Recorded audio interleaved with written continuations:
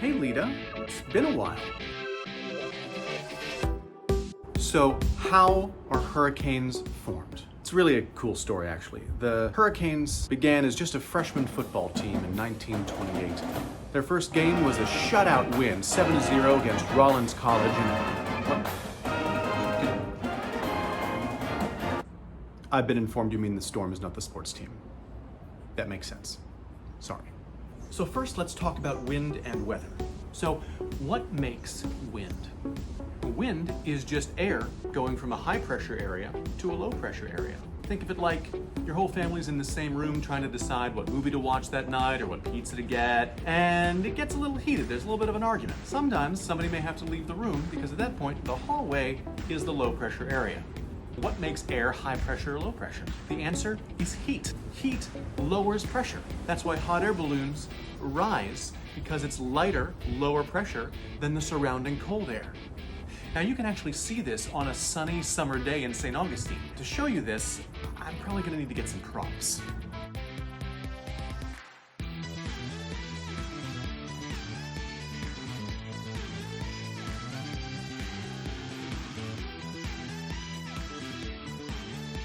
Okay, so what we have here very clearly is the ocean and the beach and land.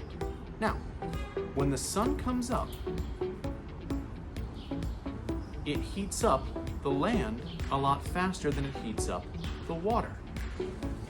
Chicken's getting sweaty. Then the air above the land starts to rise as it heats up as well. That means that cooler air from the ocean comes in to fill it. Then it gets heated and starts to rise, and it gets a cycle. And that's what we call a sea breeze. Now eventually, that air starts to get cool as it rises up, and you start to get clouds.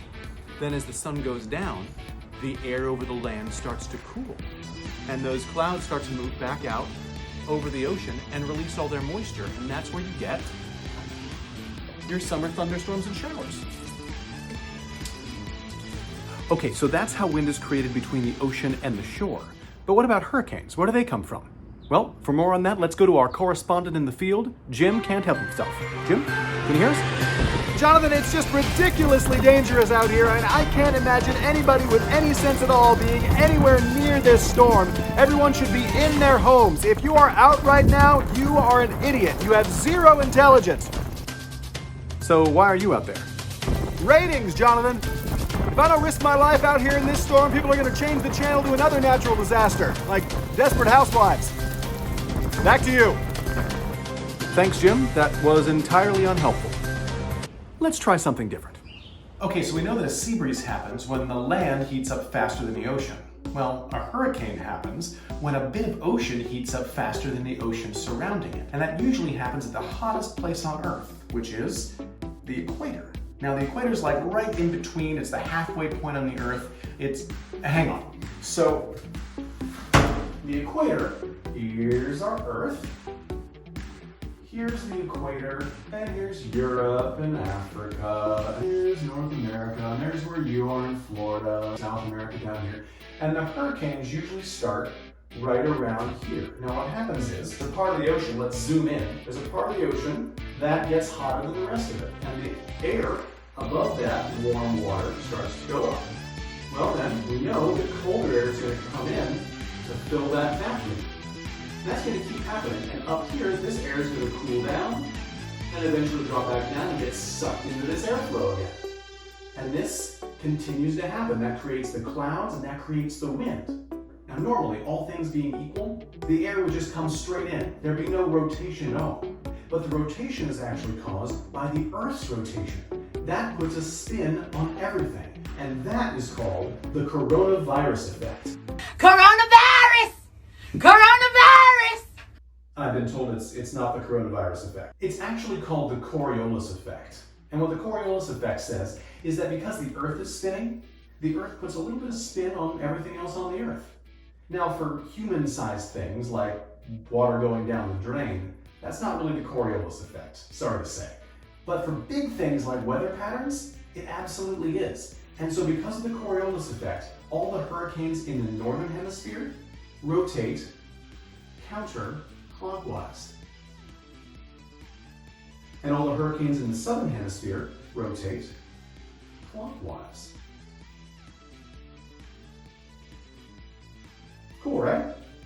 And the reason that the hurricanes move from east to west is also because of the Coriolis effect. It isn't the wind so much as blowing them over, it's that the wind is kind of staying still and the earth is rotating under the hurricane. Neat. Let's review.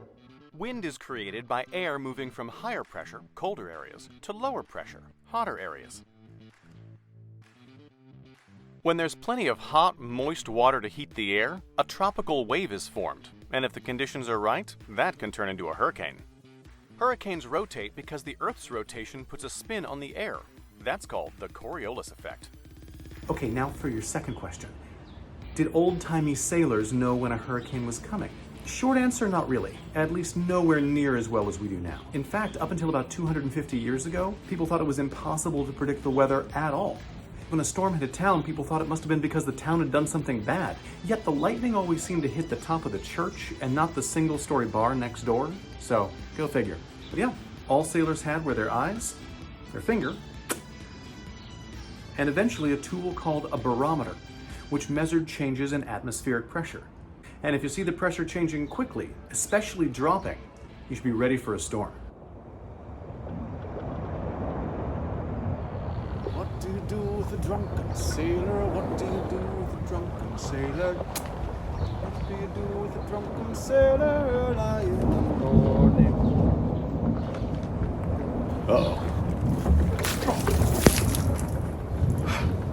There she blows! Sailors also had a lot of sayings they passed down from generation to generation to help them predict the weather better. One of them was, red sky in morning, sailors take warning. Red sky at night, sailors delight. And that's because the red sky was caused by dust in the air. Dust means dry, means no rain, means high pressure. And since most of the weather in the northern half of the earth comes from west to east, if you saw a red sky in the west when the sun was setting, it meant that you could expect dry air to come in from the west the next day. If you saw a red sky in the morning when the sun was rising, it meant that the dry air probably already passed and there might be a storm shower on its way. Does it work all the time? No, that's why we invented satellites. Well, Leta, hope you understand hurricanes a little bit better now. Thanks for watching. Be good to your parents and keep asking great questions. Bye.